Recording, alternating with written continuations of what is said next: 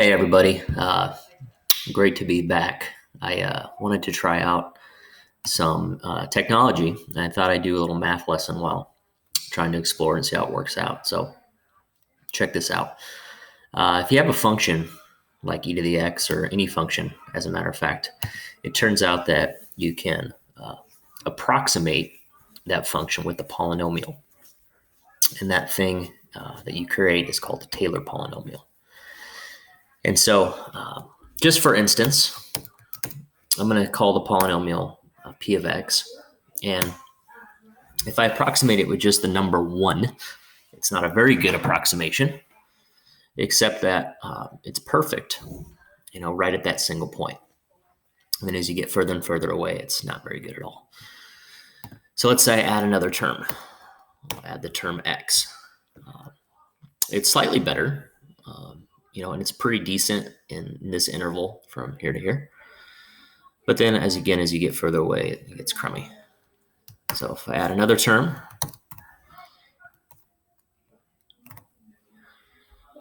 now it's a quadratic, and it's even a little bit better. And the idea is I could keep adding terms and make this better and better and better. If you want a little quick challenge, pause the video and see if you can figure out where the 2 and 6 come from. Or maybe I'll give you one more term.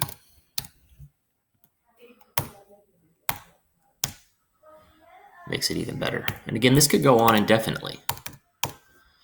And so the idea is, I guess it doesn't like those dots.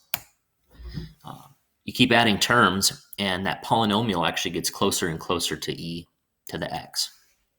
Let's see how close we actually got.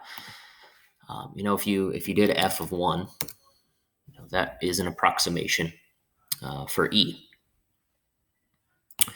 And if I did p of 1,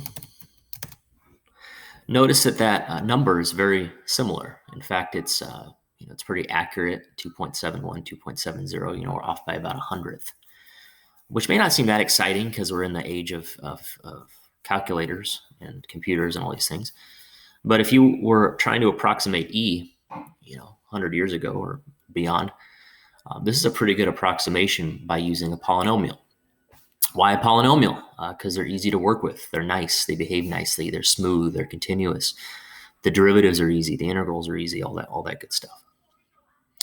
I want to take this a step further and get a little fancy. So let's say we try to generalize this and represent p of x with sigma notation. So if I go 0 to k, then I go x to the n divided by, did you figure out where 2, 6, and 24 come from? In factorial. And then I add a slider for k. All right, I'm going to tweak this and just make k go from 0 to, let's just go with 10. I'm going to unhighlight p of x. So now h of x, let's change the color real quick. Black seems all right. So check it out. There's when k is 0. And if I increase k, there's my linear approximation. Boom. Quadratic. Boom. Cubic. Boom. Quartic. Boom. What's the 5th power? Degree 5, all that good stuff. If I keep doing this, oh, look at that magic. It almost traces that line.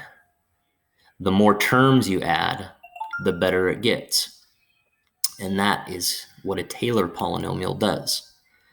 Again, if we're asked about error, what's the error of the polynomial? Well, the idea is, if I was using p of x, my free time limit's about to run out.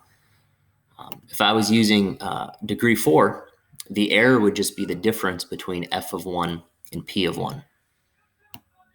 Last thing, it might cut me off.